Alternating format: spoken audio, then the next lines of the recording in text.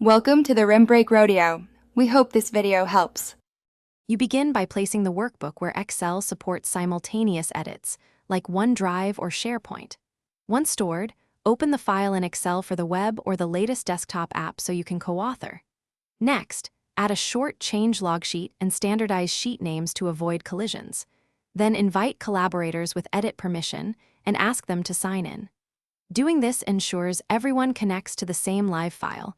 Now you're ready to make the first live edits together. Once everyone joins, work in separate cells and watch colored presence indicators to avoid overwrites.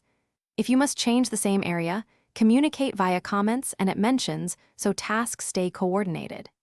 Use structured tables and named ranges to reduce reference errors and lock critical cells with sheet protection when needed. Make periodic saves and rely on version history to capture good restore points.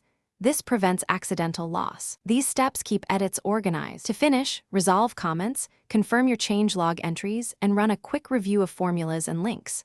Once done, create a final version by saving or downloading a timestamped copy and notify collaborators that the file is locked for edits if needed.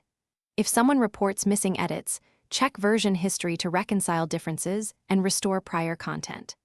If syncing problems persist, make sure everyone is online, close and reopen Excel, and confirm permissions. That simple troubleshooting step fixes most co-authoring hiccups.